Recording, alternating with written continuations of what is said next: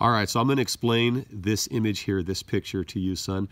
All right, this image, this picture is referred to as... Baphomet. Right, Baphomet. And this is a picture that is composed by the artist Eliphas Levi in the 1800s. Yeah. Right? And tell me what you see here, son. Describe what you see here in this image. Well, he's pointing his finger at the moon. And then this one? He's on the earth. He's on the earth, right? And what does it say on the earth? That's Eliphas Levi, the name of the artist who composed the illustration. He's pointing down here to this dark one and up here to this light one. And we have to censor this part for social media, so that's censored there, right? What do you see here in this image? That he has like a star on his head and like a flame coming out. A torch protruding out of his back, and he has the head of a goat. So the goat is a symbol of elevating to higher level consciousness, because in this sense of looking at it, the goat is the opposite of the sheep. Okay, the sheep stay low to the ground and follow the crowd. The sheep follow the herd. The sheep follow the masses. The sheep stay low to the ground and they just keep their noses up the next sheep, you know what, right? Right. Whereas the goat does not stay low to the ground and follow the crowd. The goat climbs high up the mountain and does its own thing. Yeah. Whereas the sheep stay low to the ground and follow the masses.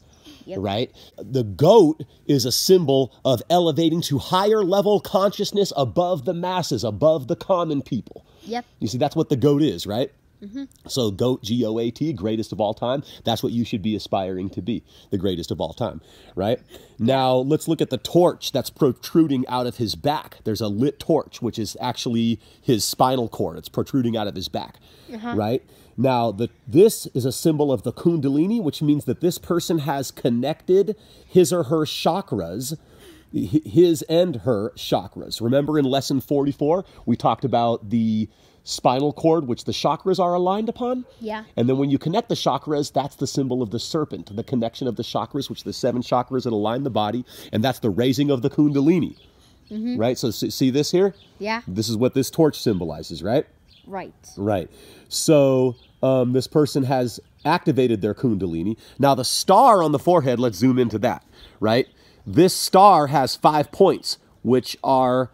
Each of the 5 points is fire, earth, air, water, and then the top point is void or dark matter, right? So the star is located, look right here, on the pineal gland, which is located right there between the eyes, which is called the third eye. So this person has activated their pineal gland, which is the third eye, to encompass all elements in all physical form and creation. Yeah. So, and then that brings us to what we're going to get to next, which is the wings. The wings symbolize that this person has mastered astral traveling, the ability to astral project. So this person is able to travel the entire universe via astral projection.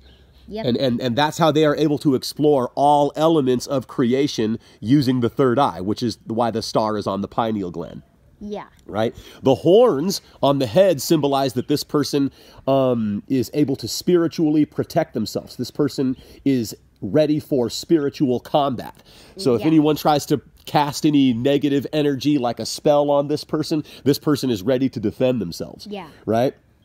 Okay, so where are we going to next? Okay, as above, so below. Remember, we talked about this in previous lessons, right? We have a video, as above, so below. Yeah. Right here we have, this person is in touch with polarity. You see there's the light, and then there's the dark. Person is pointing down to the dark, and the person is pointing up to the light. So the person understands the concept of polarity. That just like up, down, left, right, dark, light, you know, that there's polarity in all things, as above, so below. That the macrocosm is a reflection of the microcosm and so forth. Like the solar system looks like the atomic structure. We talked about that, you know. On this arm is the word salve, and on this arm is the word coagula here. Yeah, see it? Coagula and salve. That's Latin for dissolve and coagulate. So dissolve means to come apart, coagulate means to come together. So in a certain sense, there isn't any birth and death like we think of it. It's just coagulate and dissolve. Birth is a coagulation, death is a dissolving. And that's how all physical things in the universe are. It's like Buddha said, nothing of physical form is permanent. So everything of physical form is always changing its shape. So as within, so without, this person is aware of the universal truth of polarity, the universal principle of polar opposites, as you can see here, right? And now androgyny, being in touch with both genders. This person has both male and female anatomy, as we see here. Like if we zoom in here, we see a symbol of female anatomy and a symbol of male anatomy. This also corresponds to this symbol over here. That looks cool. You should color it. Yeah, I probably should color it. It has snakes, wings, and a pole. Yeah, so you see symbol of female anatomy right there, and then symbol of male anatomy, as you can see. And the DNA helix is the snakes intertwined. This is actually an ancient medical symbol. And then this is the same symbol of Baphomet. See the wings right there? This is a symbol of medicine. And that's why there's the DNA helix. So going back to Baphomet, so you see there's the DNA helix there, both male and female anatomy, and there's reptilian scales, which symbolize being in touch with the reptilian side of the self. Yeah. Right? It's sort of like the animalistic nature that's within. Yeah. Right? And so this person is in touch with the essence of their DNA, which contains both genders. All of us are really both genders. You have estrogen and testosterone. Yeah. You know, the gender is determined in the womb, you know. Yeah. But in essence, we all are androgynous beings from a certain perspective. And what is she sitting on top of? The earth. Right. And so this symbolizes having mastery over this lower realm. This person has mastered astral traveling, as you can see here, right? This person has raised their kundalini. This person has activated the third eye pineal gland, the third eye chakra, right? Yeah. This person has transcended the physical earth, right? This person has transcended the 3D material plane. This person is above the demiurge's creation.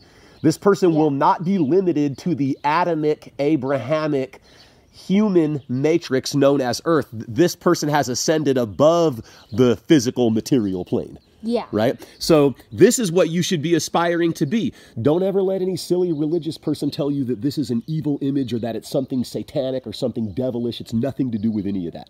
This is not something satanic. This is not something evil. It's not an idol god. It's not something to worship. We don't worship this. It is just a symbol. That's what it is. This image is a symbol of your story. This is you. This is your story.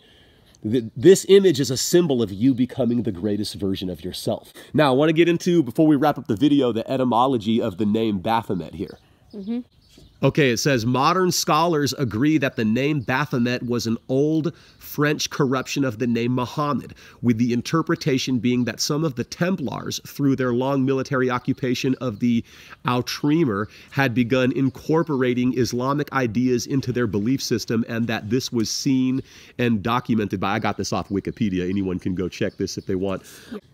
Okay, history and etymology for Baphometic. Baphomet, idol the Templars were accused of worshiping. This is not confirmed to be true. This is, you know, it says from French alteration of Muhammad, the Arab prophet from Arabic Muhammad.